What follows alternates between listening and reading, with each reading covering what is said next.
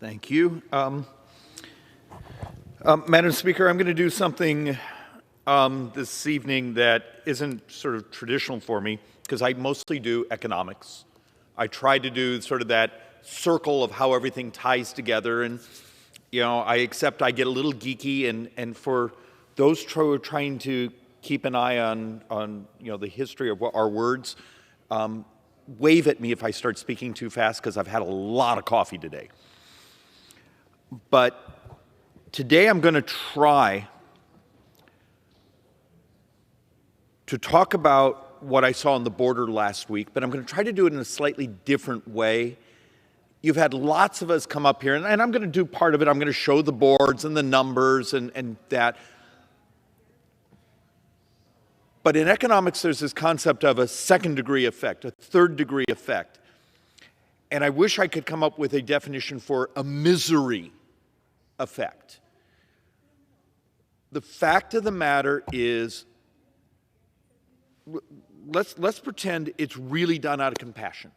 Let's pretend our brothers and sisters on the left, this administration, their approach to the border is because they are heartfelt and they believe this is kind and compassionate. And my argument here is going to be really simple. Please think through your definition of compassion. Now that we know there's functionally 700 migrants who've lost their lives trying to cross the river, when I was with the Border Patrol last Wednesday in Yuma, Arizona, and the Border Patrol agent, she's telling me of the heartbreak of finding a couple children dead in the desert just a few hundred yards from the border. How can that be our definition of compassion? And then we're going to have to walk through the reality of the misery you've brought to my state, my community. Because last Thursday, we did a roundtable with the true experts in our community, in regards to fentanyl and drug use. And I'm sitting next to a mother who lost her teenage son by taking a single pill.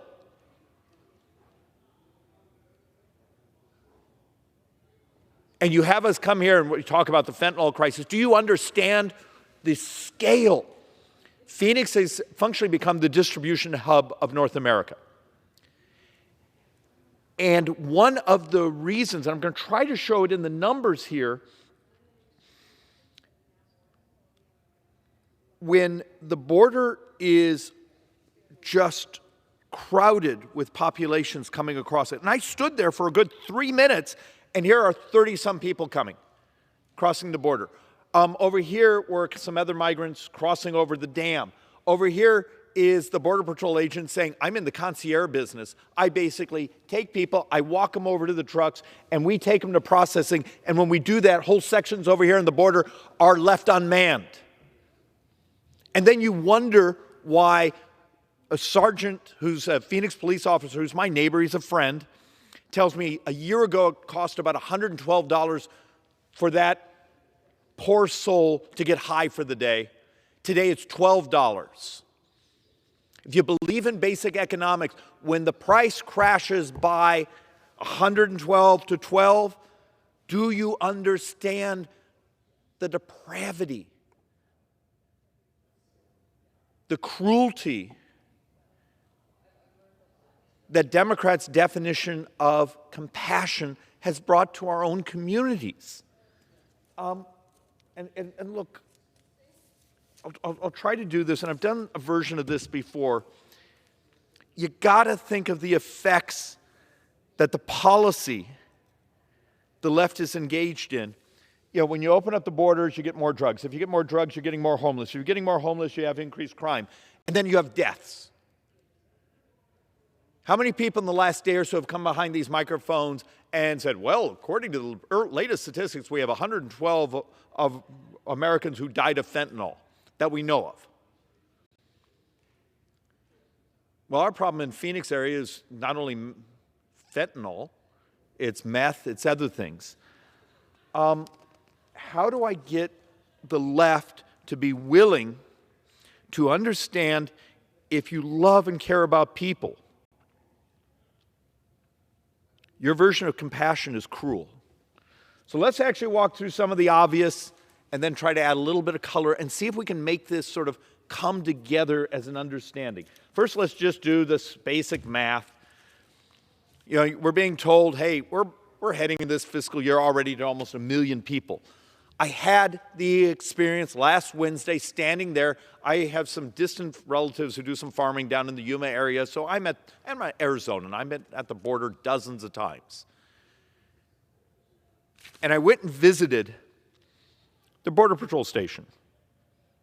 And I know some of the folks there. And the faces of just being with individuals who feel like they've been just crushed. They're law enforcement, and they're not able to protect the border because they're functionally in the people management business. They're taking people here, moving them over here so they can be processed, so they can be let go, so they can get a return order 6 years from now. This is what's going on. And then they turn to you and say, I'm here to stop drugs and weapons and potentially horrible people, terrorism coming from our border, and I'm now in functionally the human transportation business. That's what we've turned our Border Patrol into. And then you meet with some of the customs officials and saying, yep, fentanyl may be coming right through the borders, but they only have to go several hundred yards that way, and there's no more Border Patrol because all of them are taking care of people. You can just walk across. And somewhere here I'm going to try to do the other part of the discussion of when we talk about potentially, if that's 1 million in the first half of the year, is it a couple million? Will the left have an honest discussion with us of why their version of compassion has a level of human exploitation that's really uncomfortable to talk about? The agent I was standing there with turns to me and says, you understand, most of these people who are walking across right now are going to spend the next few years of their life paying off the cartels, the cost that they had to commit to cross the border, and if they can't pay it off with a job that they're not allowed to have, do they have to pay it off with their body?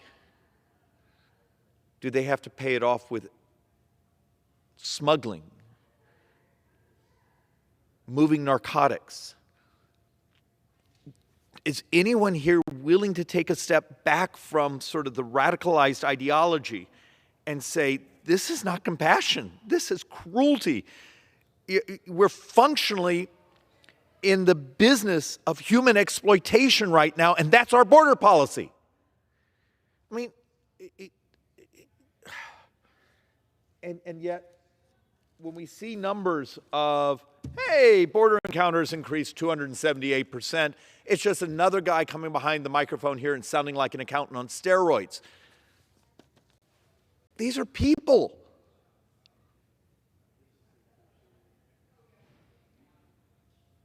And is it enough that several hundred of them will die at the border? Is it enough that many of them are going to have to engage in activities that are just absolutely exploitive to pay off the coyotes? Is it enough that the cartels are now said to be making billions of dollars on human smuggling, and they're using that money now to actually build their own little factories so they make the precursor chemicals for fentanyl and synthetic opioids because it's cheaper than getting them imported from China? We financed their industrial revolution. Think about this.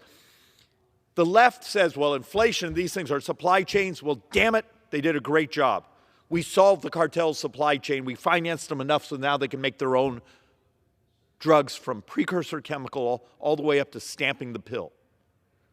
You got to think about those second degree, third degree effects of misery that really crappy policy brings.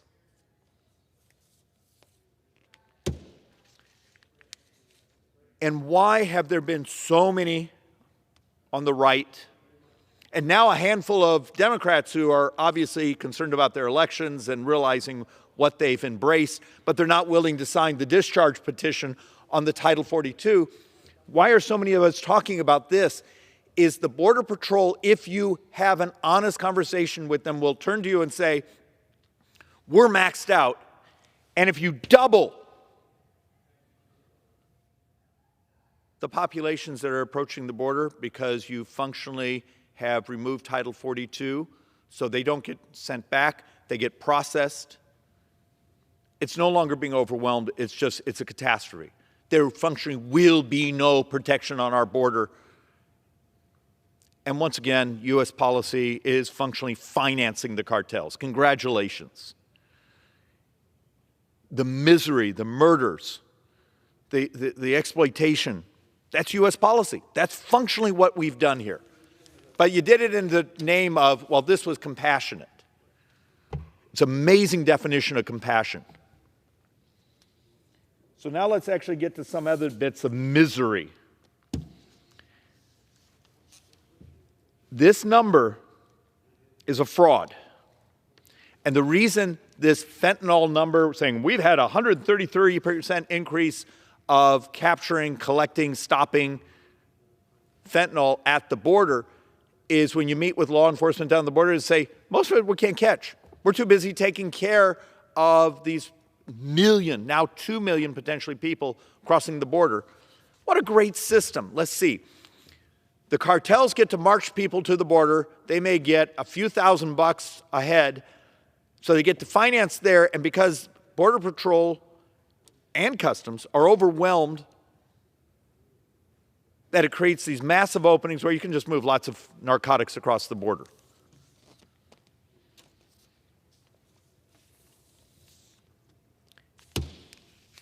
And here's what should be ripping your hearts apart. I got to sit next to a mom who told the story of her teenage son taking a single pill that was stamped as something completely different. And 2 hours later, that mom didn't have a son anymore. In Arizona, 95% of our kids that died in the previous year, out of the 60 who died, 57 of them were from these fentanyl pills.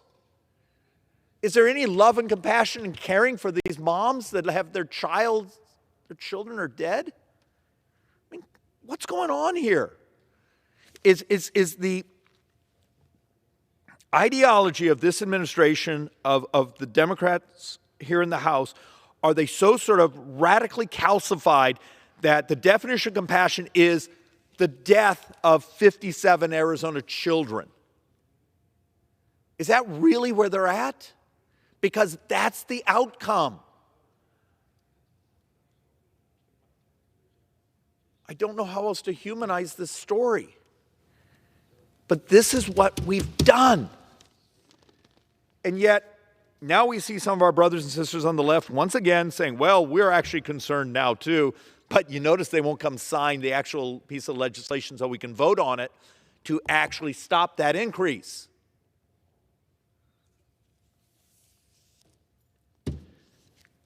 And part of it, forgive me, I can't stop myself with the charts.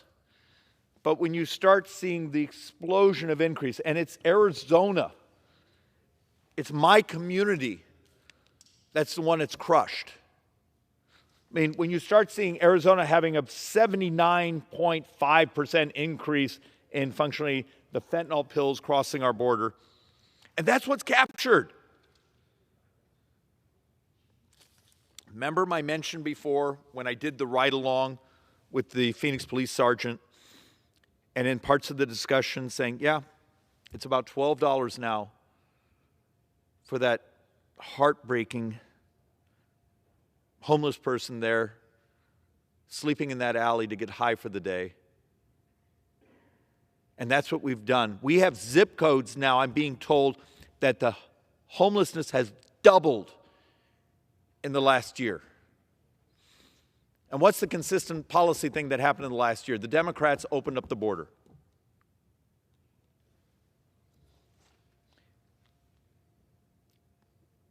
Let's play economist for a moment. What are the couple things you do to make the working poor and the poor, to make their lives more miserable? Okay, inflation. We've done a great job at that. Do you remember 1 year ago, March, we functionally dropped another $1.9 trillion on the economy. You look at the charts and boom, there goes inflation. My community had functionally a 10.9% inflation increase. I represent the community that had the highest growth of inflation year to year. Do you know how many people no longer can afford their apartment? Can't afford? You're crushing the working poor. But you can do more. You can open up the border, and this was actually left-wing economists who wrote these papers about 10 years ago. If you want to crush the working poor, import millions of people with similar skill sets.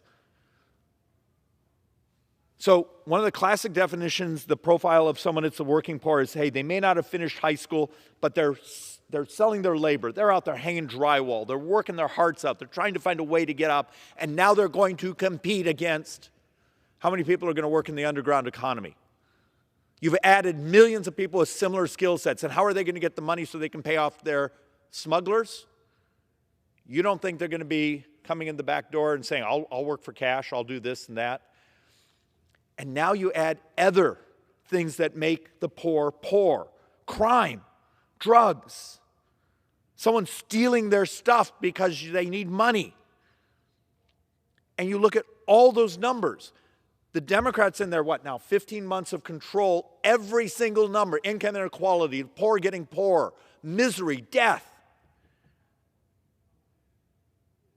retirees getting poorer, the middle class getting poorer. Great job, guys. Great job. Tell me something you've done that hasn't increased misery in this country.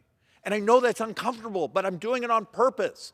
Sometimes the smartest thing is just stop what you're doing, take a breath. Maybe the ideology is a false ideology.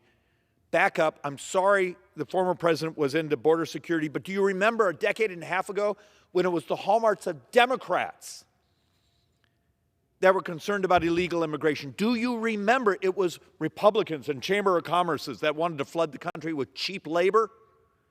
Isn't it amazing what happened here? It was only about 15 years ago that the left were the protectors of working men and women. We will not flood the country with cheap labor. We need our folks to be able to have a working wage. Oh, we're going to open up the border now because it's compassionate, and we're going to screw up everyone's life. What happened? When did the Democrats abandon the middle class, the working poor? Is it they weren't voting for them enough? And it's the math.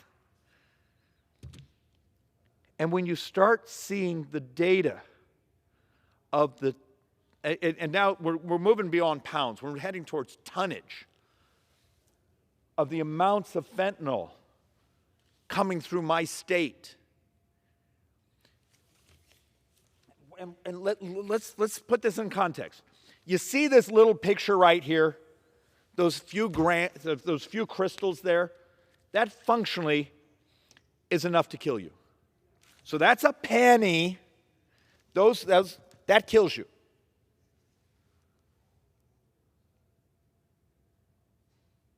When does this become a use as terrorism? Because it's already functionally killing our children. Does anyone care? And now we got to go just a little bit further down the rabbit hole. When the border agents report over 1,000% increase, and this is the ones in Texas, and the argument I was given by our friends at Border Patrol and Customs, they're not catching much of it. But it goes further. You've got to understand what's been happening in my community. And this is just one of a dozen headlines. When there's a bust and it's enough to functionally kill every single person in my state. There was a bust the night before we did our fentanyl roundtable that was enough to kill everyone in my county. And I have the third or fourth most populous county in the nation. Do you understand the scale? When you have the experts here saying, well, David, you don't understand. Prices have so crashed. A couple of years ago, it would be several dollars a pill. Now it might be at wholesale, 45 cents a pill. And when it gets that cheap, you want to understand why it's in your elementary schools, your high schools, throughout your community, and the homeless campuses. And what's the cascade effect? So my begging to the majority is just take a breath for a moment, back away from the radicalized ideology, and just take a breath and say, do you actually love and care about people? Will you accept the misery, the death, just the dystopian devastation that's happening in our communities right now because of an open border policy? And that's what it is. And Title 42 is not a solution. It's just trying to stop the catastrophic. Sign the discharge petition.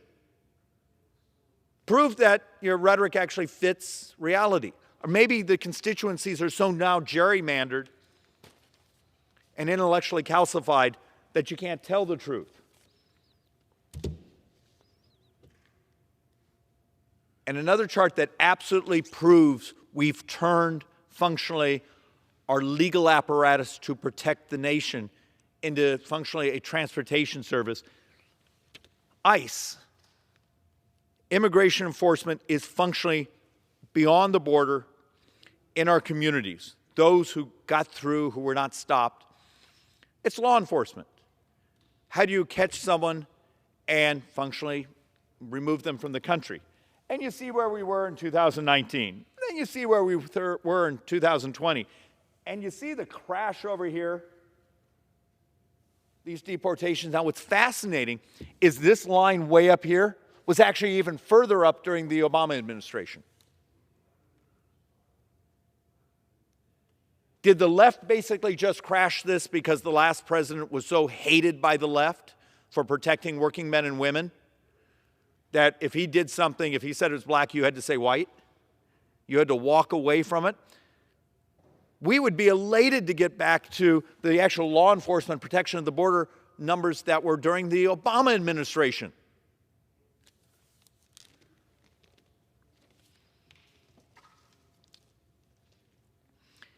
And there's this weird irony, and I only just show this so folks understand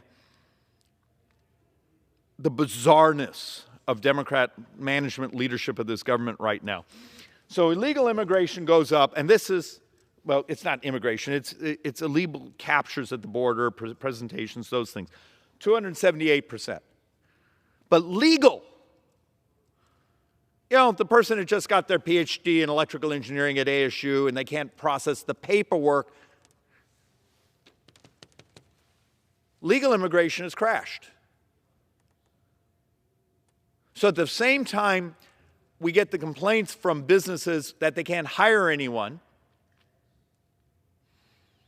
that we need talent to grow the economy. As you saw, the brilliance today, GDP actually fell pretty substantially in the last quarter. Yay, Democrats are doing a great job. One of the factors of economic growth is when you bring in smart people. Well, that's crashed, but we're importing massive numbers of poverty into the country. And that's the left's version of compassion. I accept some of this presentation's a little bit on the aggressive, maybe slightly jerky side, but I don't have another way to basically say, is this really the Democrats' vision of America? Is this really how you think we're going to make poor people less poor, the working poor more prosperous, the middle class much more prosperous? Give me, and the thought experiment is very simple. And anyone out there, contact my office with something. Give me a single thing in the last 15 months of absolute Democrat control of this Congress, this government, that the left has done that's turned out to be actually good for America, good for working people, good for poor people. You've made rich people a lot richer. Isn't that amazing? Income inequality was shrinking dramatically in 2018, 2019, the first quarter of 2020. Pandemic, Democrats take over. Boom! All the things they told us that they cared about basically have gone to crap. And the math is the math. But as you all know, we work in a math-free zone. And maybe at some point, we'll tie our hearts, our compassion, to the actual facts. And when we do that, the really bad things that this Congress and this White House are doing to American people will stop. And with that, Madam Speaker Pro Tem, I yield back.